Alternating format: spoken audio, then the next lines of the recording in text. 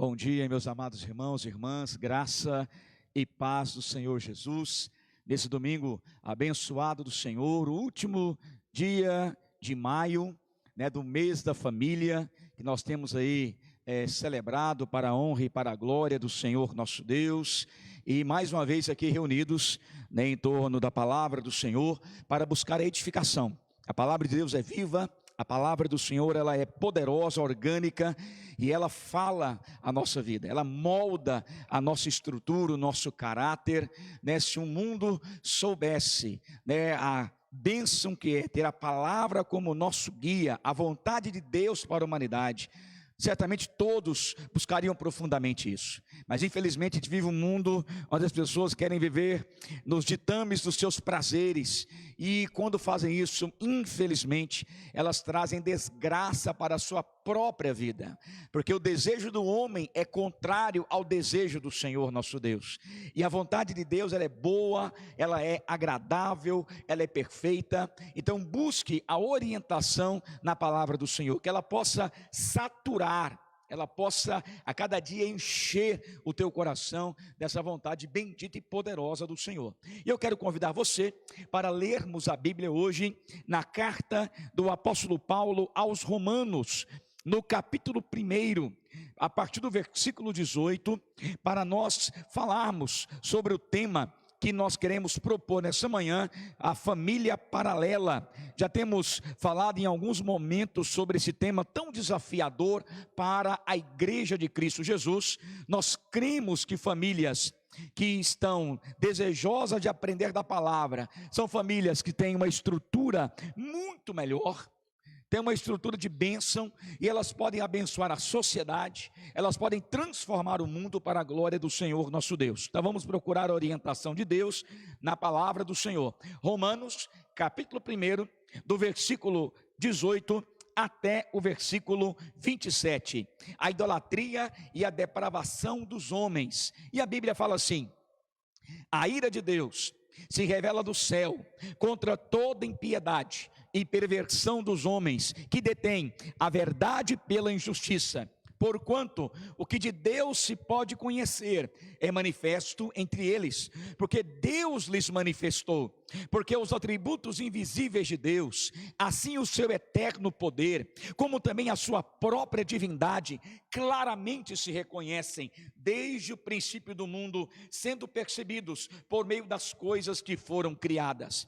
Tais homens são, por isso, indesculpáveis, porquanto, tendo conhecimento de Deus, não o glorificaram como Deus, nem lhe deram graças. Antes se tornaram nulos em seus próprios raciocínios, obscurecendo-lhes o coração insensato. Inculcando-se por sábios, tornaram-se loucos e mudaram a glória do Deus incorruptível em semelhança da imagem de homem corruptível, bem como de aves, quadrúpedes e répteis. Por isso, Deus entregou tais homens à imundícia pelas concupiscências de seu próprio coração, para desonrarem o seu corpo entre si, pois eles mudaram a verdade de Deus em mentira, adorando e servindo a criatura em lugar do Criador, o qual é bendito eternamente. Amém. Por causa disso, os entregou Deus a paixões infames, porque até as mulheres mudaram o modo natural de suas relações íntimas por outro contrário à natureza. Semelhantemente, os homens também, deixando o contato natural da mulher, se inflamaram mutuamente em sua sensualidade, cometendo torpeza, homens com homens, e recebendo em si mesmos a merecida punição do seu erro. Amém. Nós trabalharemos até o verso 32, mas vamos ler até o verso 27 para caminharmos na palavra do Senhor nosso Deus. Vamos orar. Pai querido, que o teu Espírito Santo, ele vem aplicar esta palavra ao nosso coração. Pai amado, nós encontramos uma sociedade que tem sido destruída pelos seus desejos carnais, e consequentemente a família tem sido, ó Pai amado, assolada. Deus tenha misericórdia. Nós queremos nos voltar para a tua palavra. Queremos que a tua palavra conduza a orientação da nossa família para a tua honra e a tua glória. Aplica essa palavra ao nosso coração para o louvor do teu nome, pois é o que oramos em nome de Jesus. Amém e amém.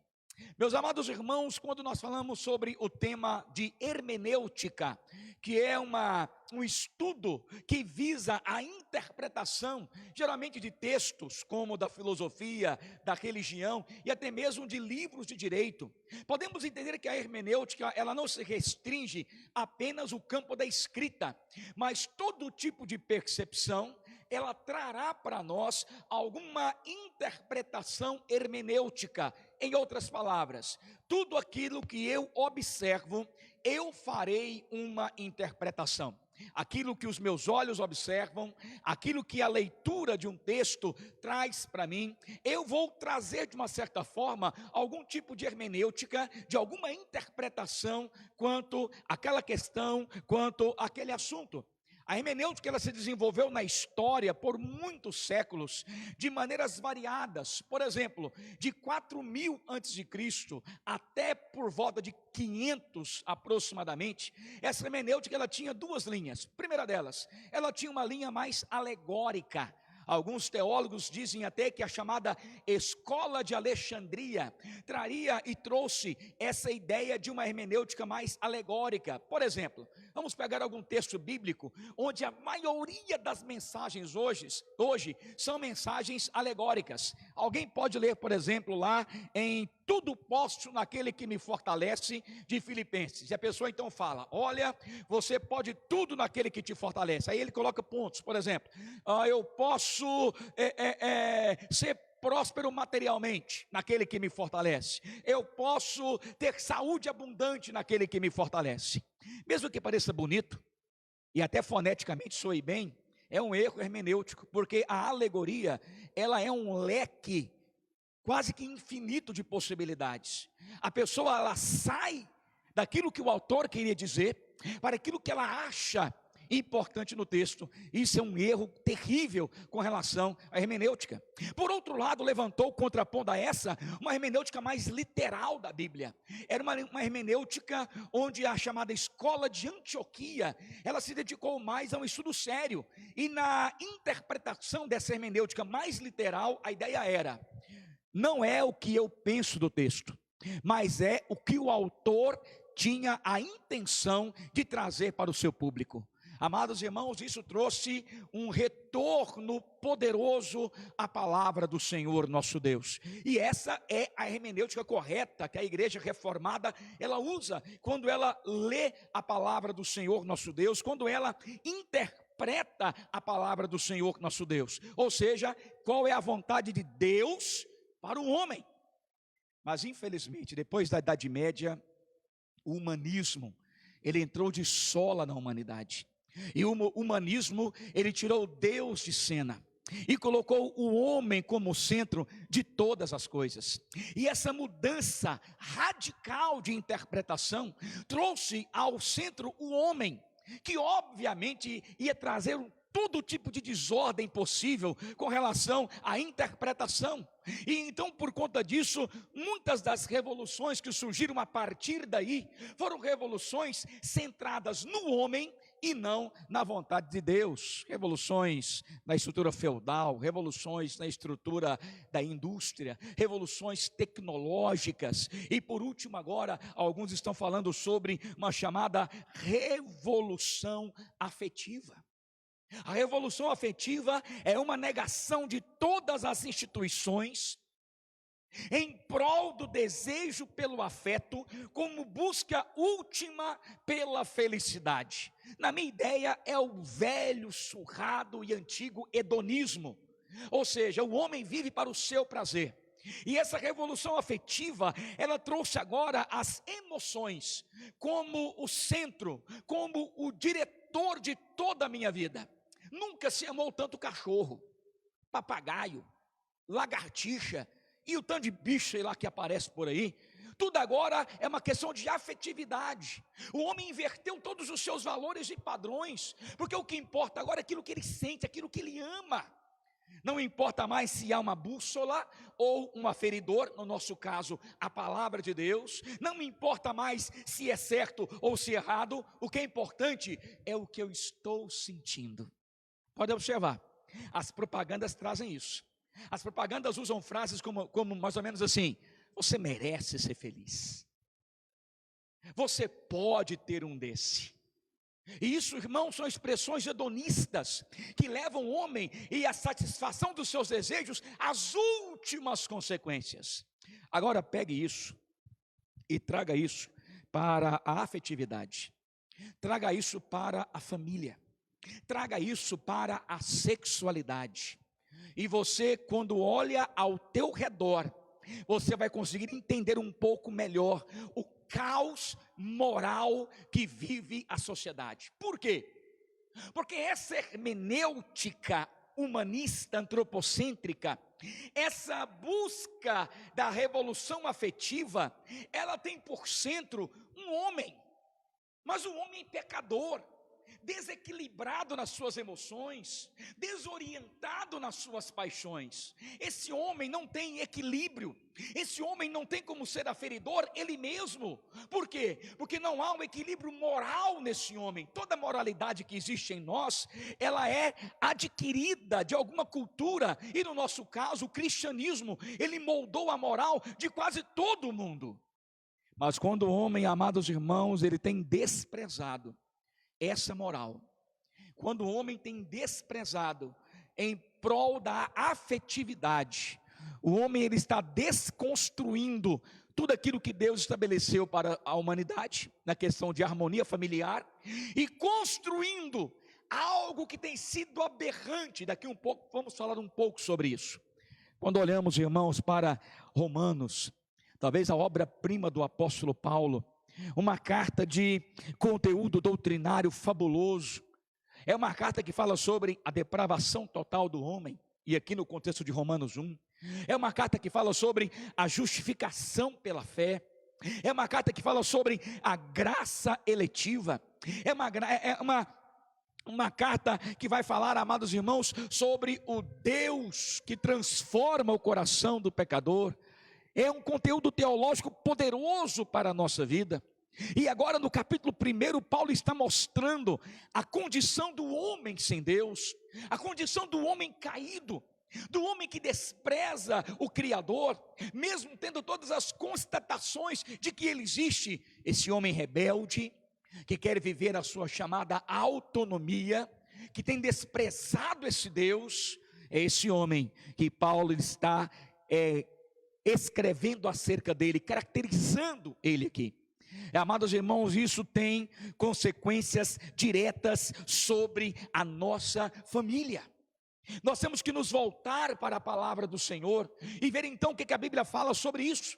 Nós vamos trabalhar em 3 processos com relação à família, sobre essa família paralela que tem sido proposta para a humanidade, e ver o que a Bíblia tem para falar para nós nesses últimos dias. E a primeira lição que eu queria trazer para nós aqui nesta manhã é a desconstrução da família, porque esta é a proposta do homem sem Deus.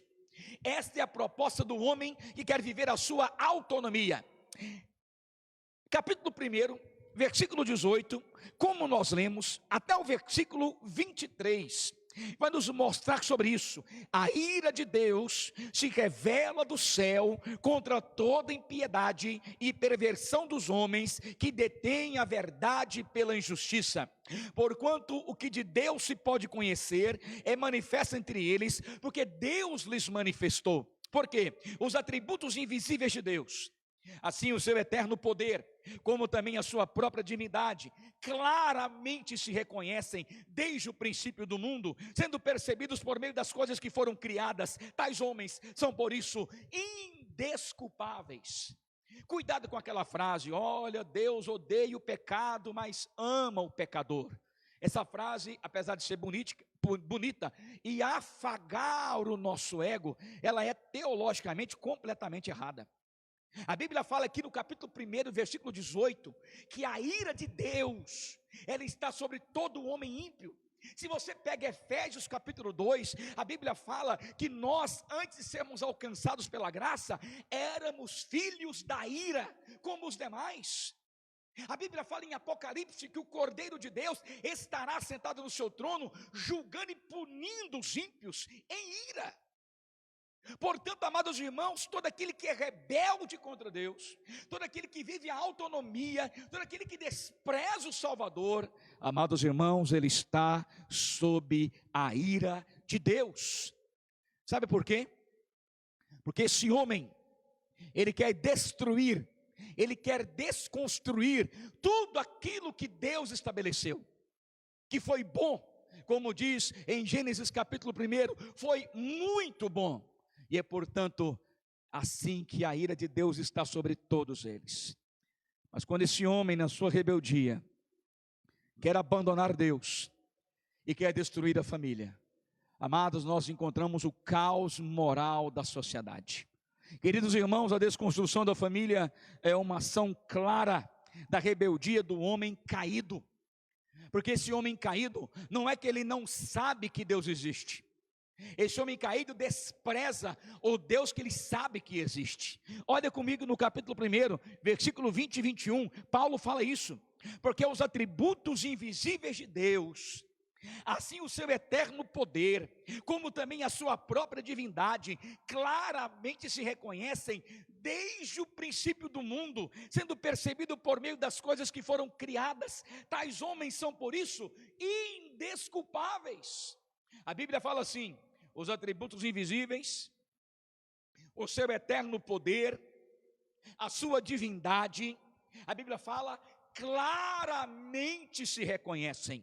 É como se Paulo dissesse, mesmo que fosse o canto mais remoto do planeta, e não chegasse ali a pregação do Evangelho, mas quando essa pessoa olhasse para a criação de Deus, todo o design inteligente, toda a harmonia das leis da física, toda a estrutura biológica do universo, o código do DNA, onde nenhuma letrinha pode ficar de fora e cada um tem o seu, só há uma conclusão que esse homem chega: tem que haver um Criador. Tem que existir um design inteligente que organizou todas essas coisas, que as colocou e as estabeleceu em cada lugar. Paulo está dizendo que quando o homem despreza Deus, não é por ignorância, é por rebeldia do seu coração.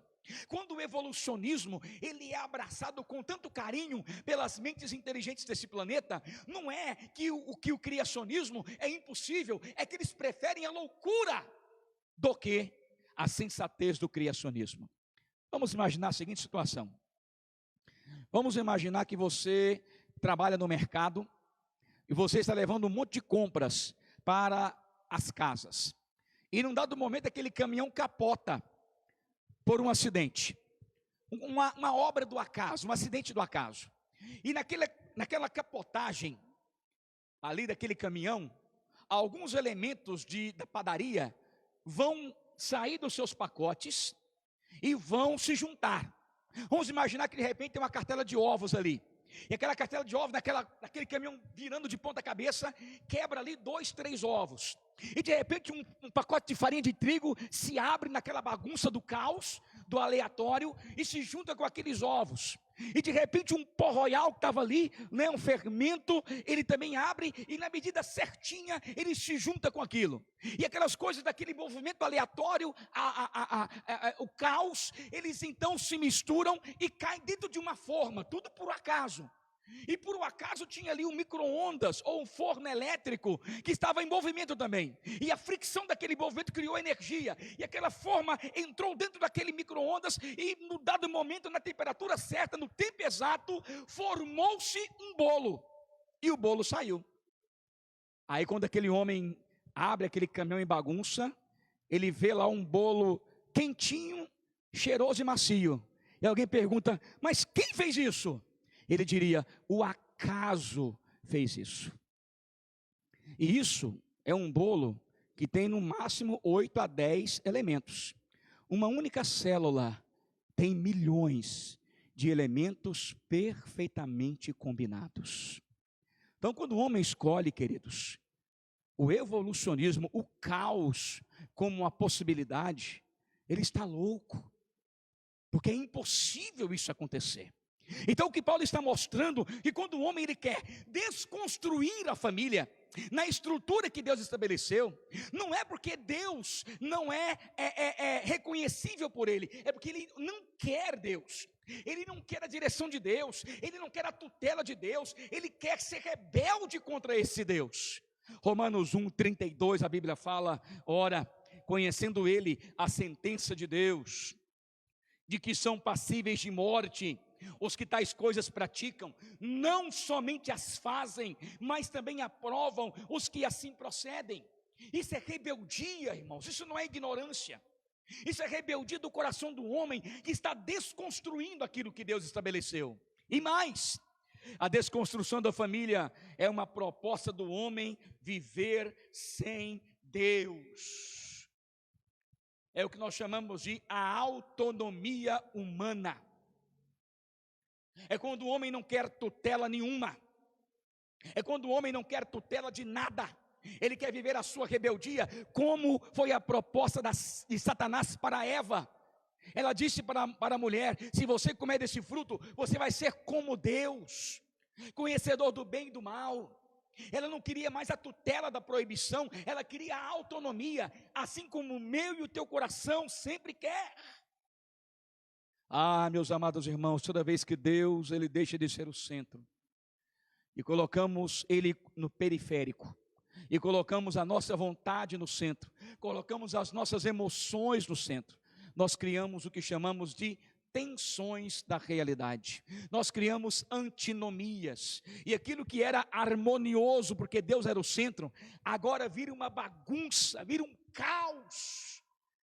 Deixa eu dar um exemplo. Imagine 2 quadradinhos, um de cada lado, e no primeiro deles é uma visão clássica ocidental, onde Deus é o centro, onde tem o campo ético, moral, que normatiza todas as coisas, casamento monogâmico, sexo pós-casamento, relacionamento heterossexual, é o padrão ocidental. Do outro lado, nós temos a visão pós-moderna, onde a felicidade, ela está no centro, onde o campo afetivo é quem determina, onde a autonomia, ela é desejada pelo homem ímpio. Então, de um lado nós temos Deus como centro e orientador da nossa vida para o nosso bem, e do outro lado, o homem na sua autonomia da afetividade. E esse homem agora está escolhendo esse caminho. Ele não quer mais a tutela de Deus, a orientação de Deus. Ele quer viver a sua autonomia, porque para ele o que importa é o que ele sente. O que importa são as suas emoções. Agora traga isso para a vida prática. Vamos imaginar que você é um cara casado, uma mulher casada, há alguns anos, e de repente você tem tido problemas no teu casamento.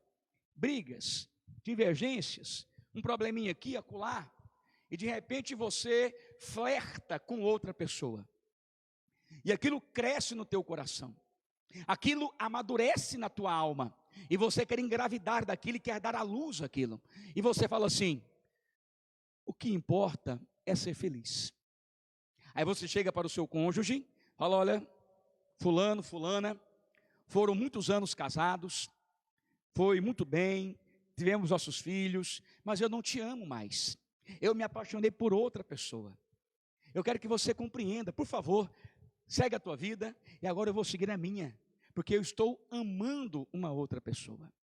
É isso que está acontecendo, é esta proposta do homem autônomo, porque não é mais a palavra que é o critério para manter os seus padrões morais e de alianças. O que agora estabelece o seu padrão moral e de aliança é a sua afetividade, é o que ele sente. Ah, meus amados irmãos, imagina a crise moral que o mundo vai viver.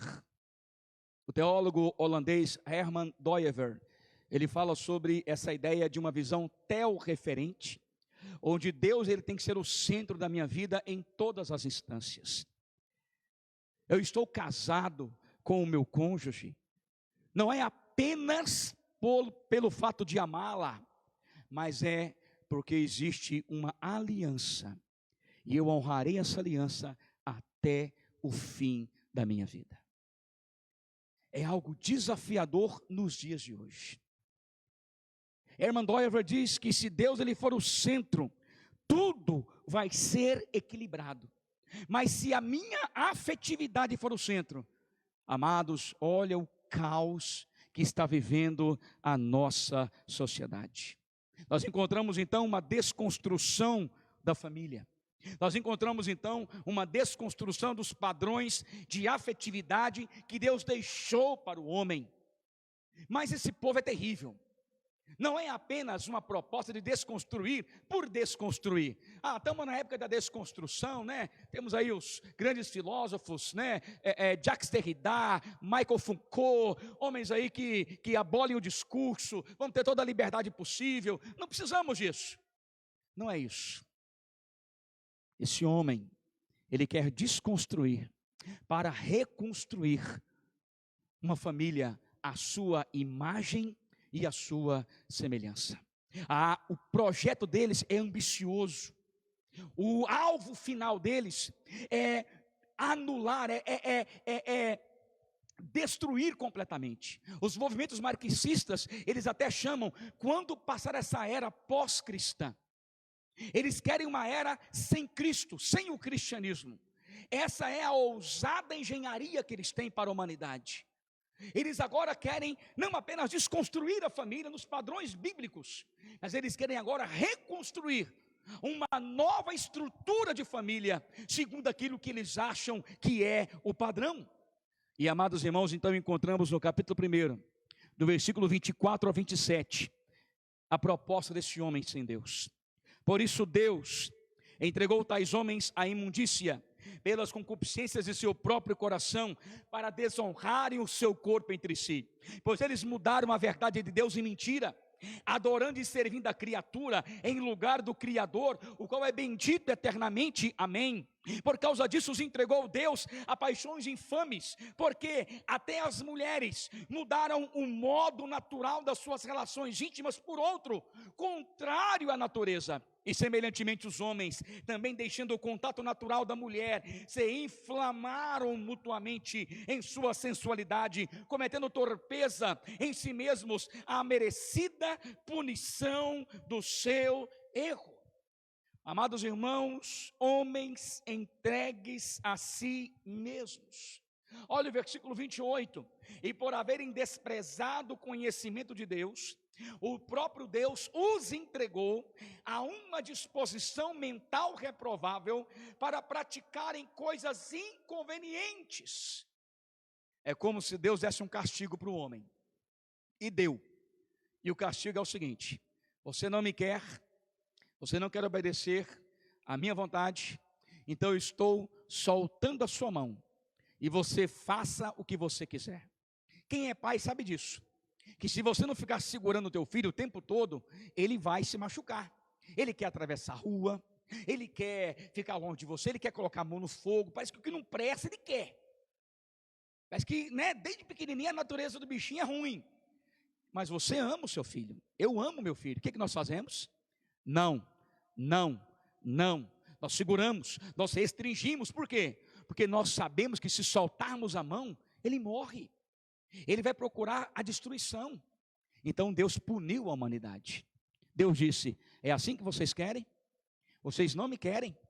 Desde 1859, quando Darwin ele lançou a teoria das espécies, ele falou: é isso que vocês querem?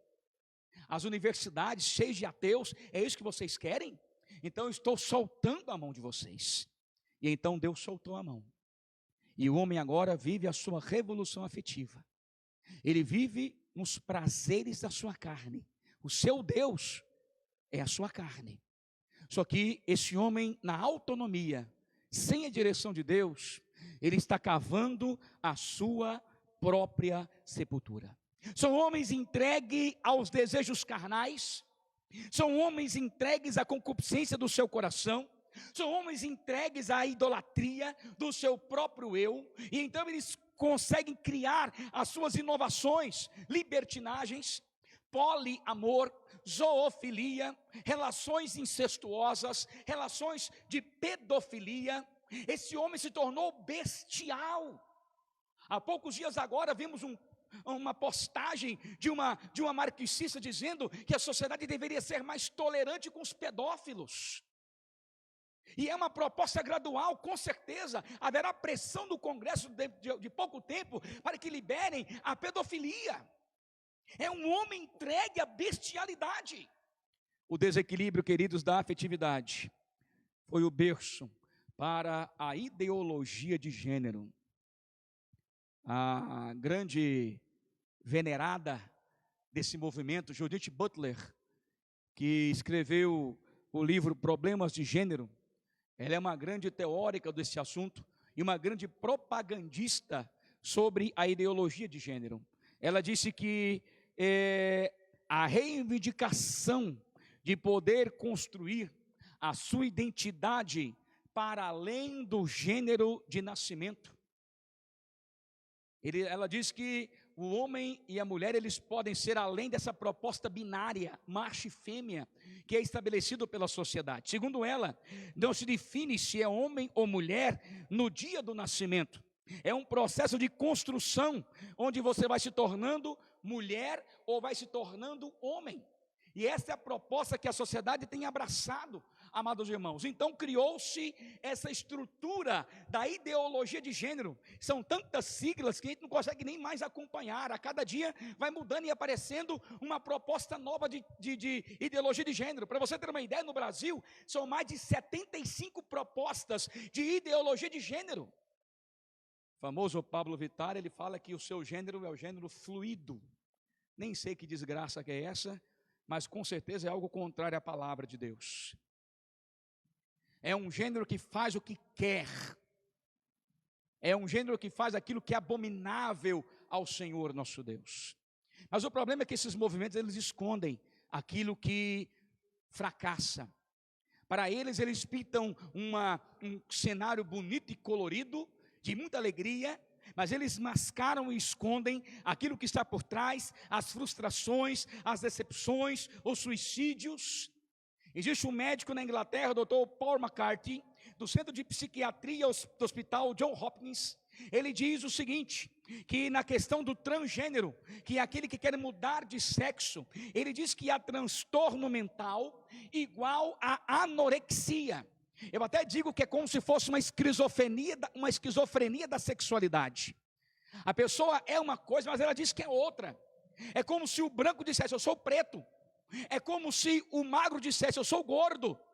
Se o baixo dissesse, eu sou alto. Amados irmãos, é algo que beira a loucura.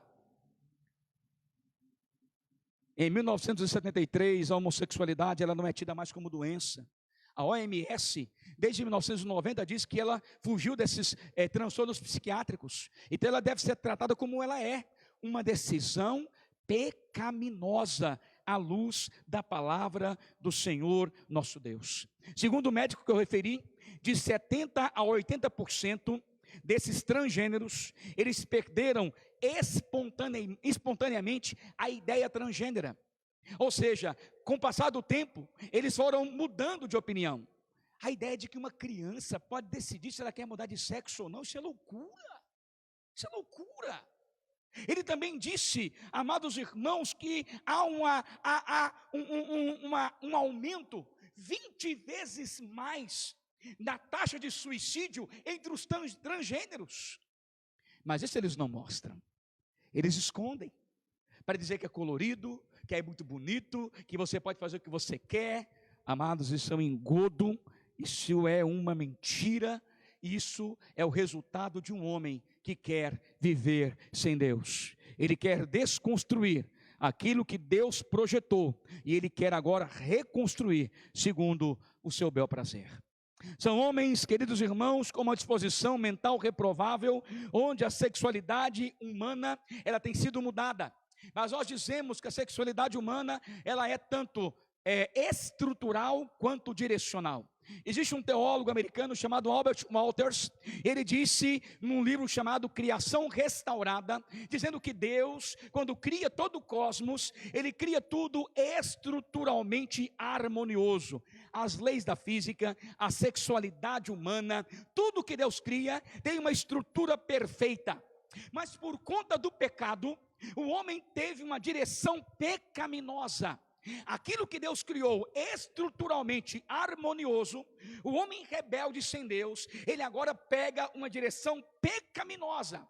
A estrutura está dentro dele, ele sente isso espiritualmente, mas ele tem agora uma direção pecaminosa. Por exemplo, vamos imaginar, e você talvez já tenha visto isso muito na mídia, que um casal de homossexuais, eles agora querem casar. Eles querem a bênção de um sacerdote, eles querem estar em uma igreja, eles querem um vestido de noiva e outro de noivo, eles querem ter filhos e querem ter uma família monogâmica. A pergunta que eu faço é: se esses homens e essas mulheres são entregues às paixões da sua carne e da afetividade, por que eles não vivem como eles gostariam de viver? Por que mesmo depois de se verem livres na autonomia dos padrões morais de Deus, eles agora estão voltando para a estrutura que Deus criou? Casamento, família, filhos. Por quê? Porque a estrutura está dentro do coração de cada um de nós, seres humanos. João Calvino disse, Santo Agostinho disse que a nossa alma só encontra descanso em Deus. Então, mesmo sendo rebeldes a Deus e vivendo as suas paixões, eles ainda sonham com a estrutura que um dia eles criticaram: um casamento, uma bênção sacerdotal, uma família, adotar filhos. Mas o problema, queridos irmãos, que eles têm a estrutura na alma, mas têm uma direção pecaminosa, e eles cometem todo tipo de loucura. Qual que é a solução? É redenção em Cristo Jesus. A família redimida, onde há um retorno para a direção e a estrutura é estabelecida. Vamos imaginar que havia dentro de uma casa um relacionamento onde o homem ele era um adúltero compulsivo, e esse homem se converte ao Senhor. Esse homem agora ele vai lutar pela fidelidade conjugal. Talvez uma mulher adúltera, e essa mulher então conhece o evangelho de Cristo Jesus, e essa mulher agora ela vai lutar para viver fiel ao seu esposo. Ela estava e ele estavam numa direção pecaminosa, mas agora, conhecendo o evangelho, eles voltam para o centro da vontade de Deus. Mesmo que as tentações continuem ainda a existir, eles agora têm como bússola e como aferidor da sua alma a vontade soberana e bendita de Deus. Amados, nós precisamos voltar para a direção redentiva da nossa família. Nós não podemos aceitar o padrão e a propaganda do mundo, do adultério. Olha, acabou o amor, vamos separar. Não! A estrutura está ali por Deus perfeita, e nós vamos lutar pela redenção da nossa casa, para a honra e para a glória do nome do Senhor nosso Deus. A redenção. O sexo não é feio, não é sujo. Ele o é quando ele é feito fora dos padrões que Deus estabeleceu. Mas dentro do contexto do casamento, ele deve ser vivido plenamente pelo casal, porque Deus o criou para o deleite do casal. Olha que bênção, que maravilha. Amados, isso é bênção para nós, e nós precisamos desfrutar profundamente dessa bênção que Deus deu para a nossa família. Queridos irmãos, os homens com essa disposição reprovável, eles vivem uma sexualidade e têm a sua moral retirada das Escrituras. Esses homens, se olhassem para a Escritura Sagrada, olhariam para a família e entenderiam o padrão que Deus tem para a família. E mostraria a palavra de Deus para seus corações, que não tem coisa melhor do que você amar profundamente o seu cônjuge, amar profundamente os seus filhos, construir famílias sólidas para a honra e para a glória do Senhor nosso Deus. A igreja verdadeira nunca aceitará a homossexualidade. A igreja verdadeira não aceitará nenhuma hermenêutica homossexual, nenhuma hermenêutica marxista do marginalizado ou do menos favorecido. São distorções hermenêuticas. A Bíblia, ela deve ser interpretada na ótica daquele que a escreveu, e o autor primaz é o Deus Todo-Poderoso. E nós, amados, devemos nos voltar para a palavra do Senhor, para louvar e para glorificar esse Deus em nome de Cristo Jesus. Eles não querem apenas desconstruir a tua família, eles querem reconstruir uma família fora dos padrões de Deus. Mas eu digo para você, se você pensa desse jeito, você nunca será feliz. Você vai procurar prazer, atrás de prazer, como um vício, como uma droga que não satisfaz plenamente, até você ir para loucuras. Temos visto hoje pessoas heterossexuais que na sua fase madura, elas mudam, elas estão, não é mais uma questão, eu nasci assim, sempre tive tentação nessa área, não, elas simplesmente mudam, para poderem experimentar a podridão que esse mundo tem oferecido. Não, a igreja verdadeira de Cristo jamais aceitará. O padrão de Deus é monogâmico, monossomático, heterossexual, para a glória do Senhor nosso Deus. Nós não aceitamos nenhuma construção de uma outra estrutura familiar. Você pode dar nome, qualquer outro nome, mas família, não. Família não. O que Deus falou como família é o que Deus estabeleceu na sua palavra, e para a honra e para a glória dele. Mas a terceira e última lição, amados irmãos, da palavra do Senhor, é a luta cristã pela restauração do modelo bíblico de família. Nós devemos lutar pelo padrão que Deus estabeleceu da família para a glória dele. Romanos capítulo 1, versículo 16 e 17. Pois não me envergonho do evangelho, porque é o poder de Deus para a salvação de todo aquele que crê, primeiro do judeu e também do grego, visto que a justiça de Deus se revela no evangelho, de fé em fé, como está escrito, o justo viverá por fé. O que Paulo está dizendo? Não devemos nos envergonhar do evangelho e do seu modelo. Eu não me envergonho, porque é o poder de Deus para a salvação. Paulo está colocando isso antes de revelar a depravação total do homem sem Deus. Paulo está mostrando, se tem alguma coisa que restaura o homem na sua direção pecaminosa, redime o homem, é esse homem se voltar para o evangelho. A nossa família será redimida, restaurada, transformada, se nós nos voltarmos para o evangelho de Cristo Jesus. Jeremias 17:9, enganoso é o coração, mais do que todas as coisas, e desesperadamente corrupto, quem o conhecerá? Eu tenho muito medo quando alguém fala assim, pastor, eu estou seguindo o meu coração. Misericórdia, misericórdia, misericórdia. Ele é depravado, totalmente corrompido pelo pecado. Você fala assim, pastor, eu estou separando porque eu estou seguindo o meu coração. Vai ser o maior erro da tua vida. O maior erro da tua vida. A Bíblia fala em Isaías 5:20. Ai dos que ao mal chamam bem, e ao bem mal, que fazem da escuridade luz e da luz escuridade. Põe o amargo por doce e o doce por amargo. Em outras palavras, ai daquele que muda aquilo que Deus estabeleceu. Ai daquele que pensa que a autonomia contrária à palavra vai ser benéfica para ele, porque não vai, nunca foi e não será agora que vai ser.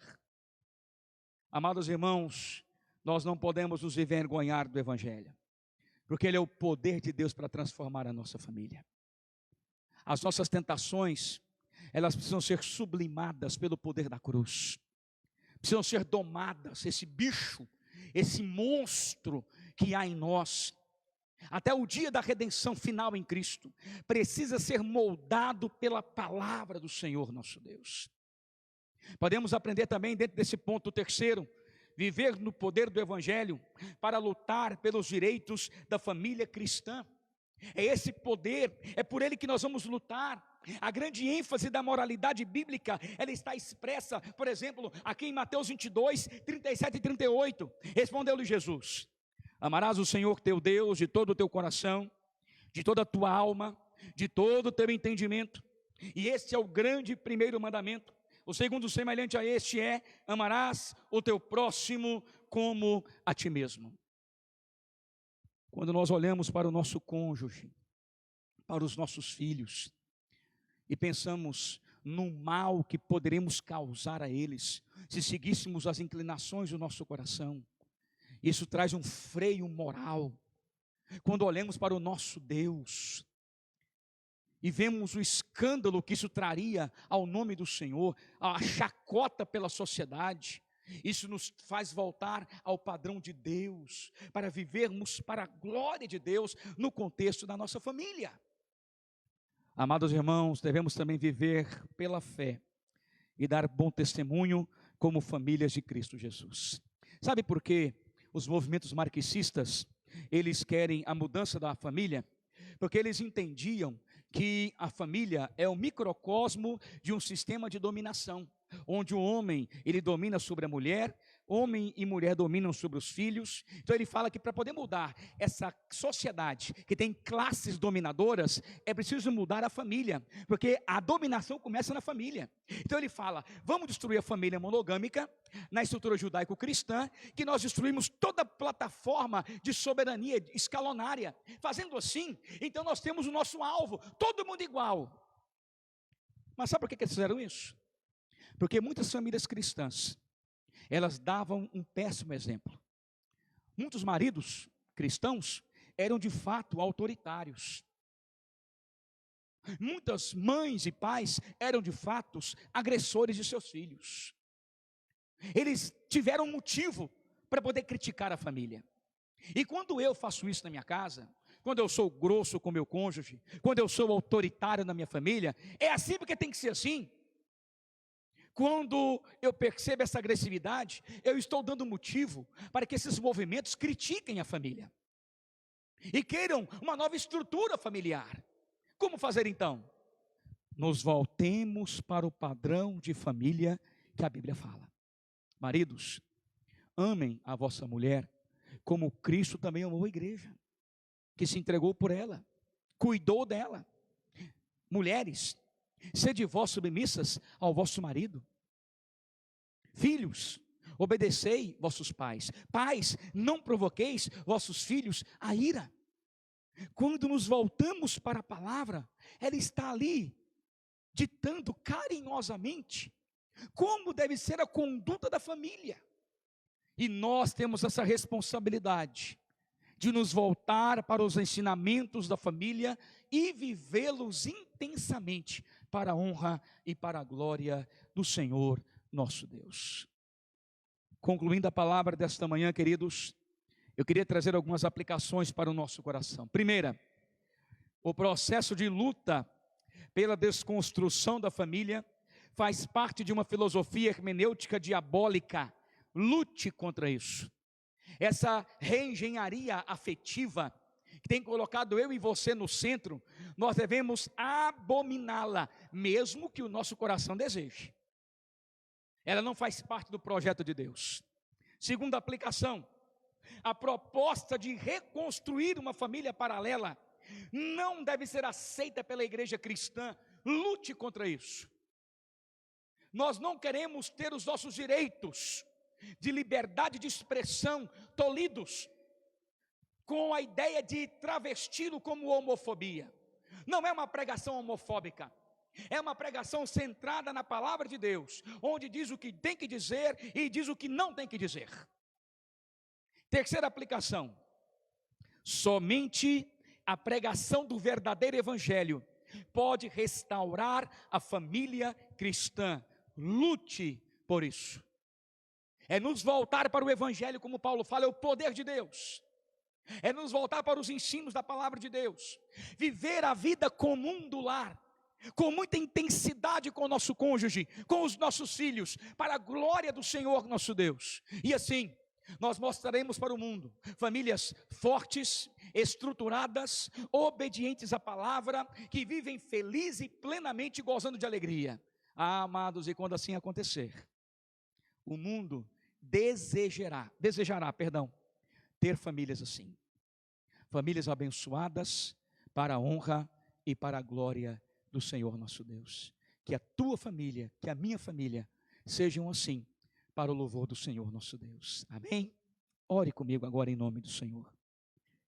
Pai querido, ó Deus, nós entregamos a nossa família diante do Senhor. Família que tem sido atacada tão ferozmente pelas trevas. Inimigos da cruz, tentando desconstruir aquilo que o Senhor criou perfeito e harmonioso. Ó Deus Todo-Poderoso, que o Senhor venha abençoar cada família que nos assiste neste momento, no nome de Jesus. Que possamos nos voltar para a Bíblia, para a tua palavra poderosa, e que essa palavra, Deus, venha nortear, conduzir, dirigir a nossa família para a glória do Senhor. Que toda paixão carnal, que todo desejo da afetividade do nosso coração, contrário à Bíblia, seja, Deus, esmagado pela cruz de Cristo Jesus. E que possamos, ó Deus, viver para a honra e para a glória do Senhor. Nos ajude, porque somos fracos, frágeis, mesmo libertados do poder condenatório do pecado, ainda somos influenciados por ele. Precisamos da tua graça dia a dia, para que nós não venhamos a cair. Tenha misericórdia, restaura a nossa família, restaura os padrões que o Senhor estabeleceu para o nosso lar, para que possamos gozar de plena alegria, para a honra e para a glória do teu nome. É o que oramos, no nome e na autoridade do nosso Senhor e Salvador, Cristo Jesus. Amém e amém. Que Deus abençoe tua família poderosamente, em nome de Jesus. Vamos voltar para a nossa superintendente, que estará encerrando nossa escola bíblica dominical.